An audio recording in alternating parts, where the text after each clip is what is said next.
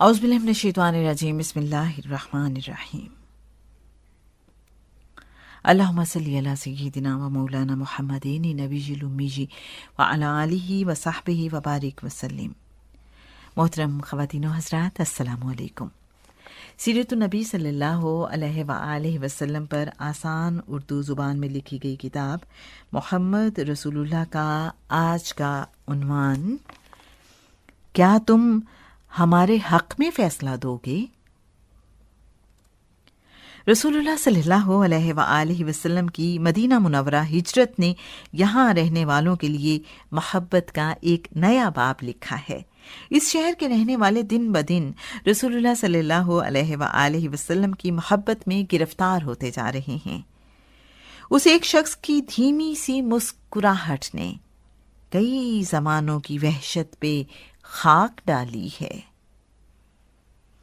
یہودی رسول اللہ صلی اللہ علیہ وآلہ وسلم اور آپ پر ایمان لانے والوں کی جانثاری دیکھ کر پریشان ہیں۔ یہودیوں نے محسوس کیا ہے کہ رسول اللہ صلی اللہ علیہ وآلہ وسلم کی ہجرت سے ان کی اہمیت کم ہو رہی ہے۔ انہیں اپنا دین بھی خطرے میں نظر آنے لگا ہے۔ اب انہوں نے آپس میں سر جوڑے ہیں۔ یہودیوں کو اس بات پر بہت ناز ہے کہ وہ اہل کتاب ہیں۔ ان کا دعویٰ ہے کہ ان کے علاوہ کسی اور کے پاس علم نہیں ہے۔ انہوں نے رسول اللہ صلی اللہ علیہ وآلہ وسلم سے مختلف سوال پوچھنے کا فیصلہ کیا ہے۔ یاد رہے کہ رسول اللہ صلی اللہ علیہ وآلہ وسلم کی مدینہ منورہ ہجرت سے پہلے نضر بن حارث بن علقمہ اور عقبہ ابن ابو معیط یہودیوں سے مل کر ان کے علم کے بھروسے پر رسول اللہ صلی اللہ علیہ وآلہ وسلم کے سچا ہونے کا پوچھنے مدینہ منورہ آئے تھے۔ یہودی عالموں نے کئی دن کی کوششوں کے بعد ایسے سوال ڈھونڈے ہیں جن کے جواب ان کے خیال میں نبی کے علاوہ کسی اور کو معلوم نہیں ہو سکتے۔ انہوں نے مختلف لوگوں کو سوال دے کر مختلف دنوں میں رسول اللہ صلی اللہ علیہ وآلہ وسلم کے پاس بھیجا ہے۔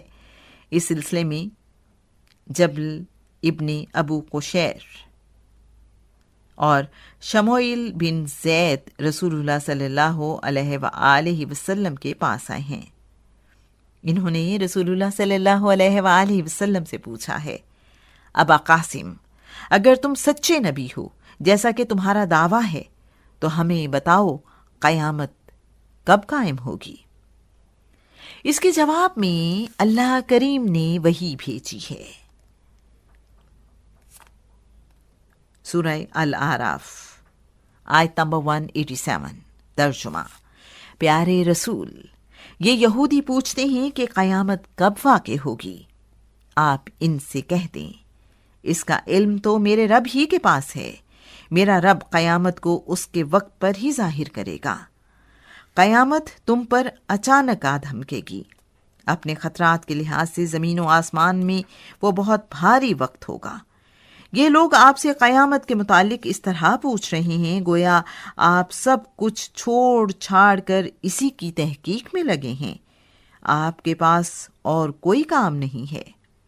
آپ کہہ دیں، قیامت کا علم میرے اللہ کے پاس ہے، جس نے اسے عام لوگوں سے چھپا رکھا ہے، لیکن اکثر لوگ اس کے چھپے ہونے کی حکمت نہیں جانتے۔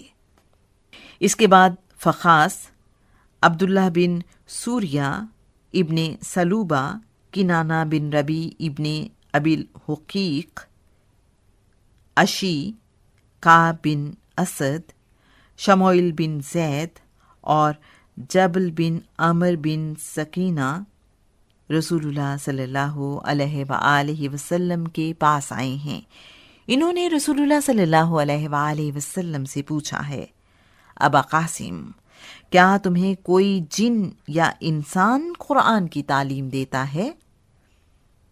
رسول اللہ صلی اللہ علیہ وآلہ وسلم فرما رہے ہیں، اللہ کی قسم، تم اچھی طرح جانتے ہو کہ قرآن اللہ کریم کی طرف سے ہے اور میں اللہ کا رسول ہوں۔ تم یہ بات تورات میں بھی پاتے ہو جو تمہارے پاس موجود ہے۔ رسول اللہ صلی اللہ علیہ وآلہ وسلم کے اس جواب کے بعد یہودیوں نے دعویٰ کیا ہے کہ ہم بھی قرآن جیسا کلام بنا سکتے ہیں۔ انہوں نے مزید کہا ہے، اللہ جب کوئی نبی بھیجتا ہے تو اس کی مدد کے لیے وہ سب کچھ کرتا ہے جو اس کا نبی چاہے۔ بس تم اپنے رب سے کہو کہ وہ ایک کتاب نازل کر دے جسے ہم پڑھ سکیں، ورنہ ہم بھی تمہارے پاس ایسا کلام لے آئیں گے جیسا تم سناتے ہو۔ اس کا جواب ایک بار پھر اللہ کریم نے دیا ہے۔ سورہ الاسراء آیت نمبر 88 ترجمہ۔ پیارے رسول، آپ کہہ دیں یہ اللہ ہی کا کلام ہے، جس کا سب سے بڑا ثبوت یہ ہے کہ اگر انسان اور جن اکٹھے ہو جائیں کہ اس جیسا قرآن بنا لائیں تو وہ ایسا ہرگز نہیں کر سکیں گے، چاہے وہ ایک دوسرے کے مددگار بن جائیں۔ یہودی قرآن مجید کے مقابلے میں ایسا کلام نہیں لا سکے۔ یہودیوں نے رسول اللہ صلی اللہ علیہ وآلہ وسلم سے ذوالقرنین کے متعلق سوال کیا ہے۔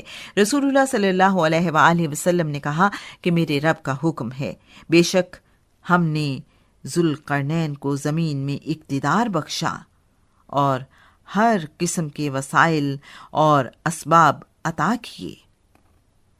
چنانچہ اس نے تیاری کی اور ایک راہ پر چل نکلا، یہاں تک کہ جب وہ مغربی جانب پہنچا تو اس نے محسوس کیا کہ سورج ایک گدلے چشمے میں غروب ہو رہا ہے۔ وہاں اس نے ایک قوم پائی۔ ذوالقرنین نے اس قوم پر فتح حاصل کی۔ ہم نے کہا، ذوالقرنین، یا تو ان کے حق بات کا انکار کرنے کی وجہ سے انہیں عذاب دو یا پھر ان کے ساتھ بھلا سلوک کرو۔ ذوالقرنین نے عرض کی، جس نے انکار کیا اور ایمان نہ لایا اسے تو ہم عذاب دیں گے، پھر وہ اپنے رب کے حضور پیش کیا جائے گا تو وہ انہیں ہولناک عذاب دے گا، کیونکہ انہوں نے اپنے پیدا کرنے والے کا انکار کیا۔ اس کے برعکس جو ایمان لایا اور اچھے اعمال کیے تو اس کے لیے اچھی جزا ہے۔ ہم اسے اپنی طرف سے ایسا حکم دیں گے جس میں اس کے لیے سہولت ہوگی۔ اس کے بعد وہ آگے بڑھا، یہاں تک کہ جب وہ مشرق کی جانب پہنچا تو اس نے دیکھا کہ سورج ایک ایسی قوم پر طلوع ہو رہا ہے جس کے آگے ہم نے سورج سے بچاؤ کے لیے کوئی آڑ نہیں بنائی۔ صورتحال بالکل ایسی ہی تھی اور جو کچھ اس کے پاس تھا وہ سب ہمارے علم میں تھا۔ پھر اس نے وسائل جمع کیے اور آگے بڑھا، یہاں تک کہ جب وہ دو پہاڑوں کے درمیان پہنچا تو وہاں ایک قوم کو پایا جن کی بات اس کی سمجھ میں نہیں آتی تھی۔ انہوں نے ترجمان کے ذریعے ذوالقرنین کو بتایا، یاجوج ماجوج بڑے ہی تخریب کار ہیں جن کی وجہ سے ہم سخت مصیبت میں مبتلا ہیں۔ وہ بڑے جنگجو ہیں، ہم ان کا مقابلہ نہیں کر سکتے۔ وہ ہمارے ملک میں آ کر لوٹ مار کرتے ہیں۔ کیا ہم آپ کے لیے اخراجات کا بندوبست کریں تاکہ آپ ہمارے اور ان کے درمیان ایک دیوار بنا دیں؟ ذوالقرنین نے کہا، اللہ نے مجھے جو اقتدار بخشا ہے وہ بہت ہی بہتر ہے۔ تم صرف جسمانی قوت کے ساتھ میری مدد کرو تو میں تمہارے اور ان یعنی یاجوج ماجوج کے درمیان ایک دیوار بنا دوں گا۔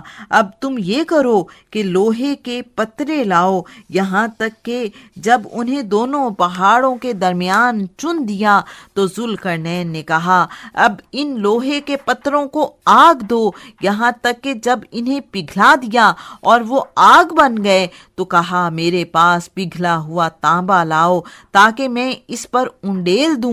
وہ دیوار اتنی مضبوط اور بلند ہو گئی کہ یاجوج ماجوج کے لیے ممکن نہ رہا کہ اس دیوار پر چڑھ سکیں، نہ ہی یاجوج ماجوج کے لیے اس دیوار میں سوراخ کرنا ممکن رہا۔ ذوالقرنین نے ان سے کہا، یہ میرے رب کی رحمت ہے، بس جب میرے رب کا وعدہ آئے گا تو وہ اسے پاش پاش کر دے گا، بے شک میرے رب کا وعدہ برحق ہے۔ حوالہ سورہ الکہف آیت نمبر 83 to 97۔ یہودیوں کو ان کے سوالوں کے جواب مل گئے تو انہوں نے کمال چالاکی سے رسول اللہ صلی اللہ علیہ وآلہ وسلم سے کہا ہے، ابا قاسم، تم جانتے ہو کہ ہم یہودیوں کے عالم اور عزت دار لوگ ہیں، ہم اپنی قوم کے سردار ہیں، اگر ہم نے تمہاری پیروی کر لی تو تمام یہودی تم پر ایمان لے آئیں گے، اس کے بعد کوئی یہودی تمہارا مخالف نہیں رہے گا۔ بات کچھ یوں ہے کہ ہمارے اور ہماری قوم کے کچھ لوگوں کے درمیان جھگڑا ہے، ہم یہ جھگڑا تمہارے پاس لے آئیں تو کیا تم ہمارے حق میں فیصلہ دے دو گے؟ اگر تم نے ہمارے حق میں فیصلہ دے دیا تو ہم تم پر ایمان لے آئیں گے۔ رسول اللہ صلی اللہ علیہ وآلہ وسلم نے ان لوگوں کی بات ماننے سے انکار کر دیا ہے۔ اللہ کریم نے اپنے رسول کی تائید کے لیے جبرائیل کو پیغام دے کر بھیجا ہے۔ سورہ المائدہ آیت 49 and 50 ترجمہ۔ پیارے رسول، جو کچھ اللہ نے آپ پر اتارا ہے آپ اسی کے مطابق فیصلے کریں اور ان یہودیوں کی خواہشوں کی پیروی نہ کریں۔ محتاط رہیں کہ یہ لوگ فتنے میں ڈال کر کہیں آپ کو قرآن سے جو اللہ نے اتارا ہے پھیر نہ دیں۔ ان تمام باتوں کو سن کر بھی جو آپ اللہ کریم کے حکم سے انہیں پہنچاتے ہیں، اگر یہ منہ پھیریں اور باطل پر ڈٹے رہیں تو آپ سمجھ لیں کہ اللہ انہیں ان کے بعض گناہوں کی سزا دینا چاہتا ہے۔ بے شک ان میں بہت سے لوگ فاسق و نافرمان ہیں۔ یہ لوگ خدا کے قانون سے منہ موڑ کر کیا اب بھی قرآن سے پہلے کا فیصلہ چاہتے ہیں؟ حالانکہ یقین و ایمان سے سرشار قوم کے لیے اللہ سے بہتر فیصلہ کس کا ہو سکتا ہے؟ رافع بن حریملہ نے رسول اللہ صلی اللہ علیہ وآلہ وسلم سے مطالبہ کیا ہے، ابا قاسم، اگر تم اللہ کے رسول ہو تو اپنے رب سے کہو کہ وہ ہم سے ہم کلام ہو تاکہ ہم اس کی بات سنیں۔ اس بار بھی اللہ کریم نے جواب میں حکم بھیجا ہے۔ سورہ البقرہ آیت نمبر 118 ترجمہ۔ پیارے رسول، ان نہ ماننے والوں میں سے کچھ لوگ کہتے ہیں کہ خدا کو اگر ہماری رہنمائی مقصود ہے تو وہ ہم سے براہ راست باتیں کیوں نہیں کرتا؟ وہ کہتے ہیں کہ خدا ہمارے سامنے کوئی ایسی نشانی کیوں نہیں بھیجتا جس سے ہمیں یقین ہو جائے کہ یہ وحی خدا کی طرف سے ہے۔ ان سے پہلے لوگ بھی ایسی باتیں کرتے رہے ہیں۔ ان سب اگلے پچھلے نہ ماننے والوں کی ذہنیت ایک جیسی ہے، جبکہ حقیقت یہ ہے کہ ہم نے اہل یقین کے لیے نشانیاں خوب کھول کر بیان کر دی ہیں۔ کھلے ذہن کے ساتھ دیکھنے والوں کے لیے اللہ کی نشانیاں خوب ہیں۔ پیارے رسول، آپ پر کوئی ذمہ داری نہیں کہ ان کی خواہش کے مطابق انہیں معجزے اور نشانیاں دکھائیں۔ سیرت النبی صلی اللہ علیہ وآلہ وسلم پر آسان اردو زبان میں لکھی گئی صدارتی ایوارڈ یافتہ کتاب محمد رسول اللہ کا اگلا موضوع تنگ آمد بجنگ آمد۔ سنتے رہیے سیرت النبی صلی اللہ علیہ وآلہ وسلم رخسانہ بشیر کی آواز میں۔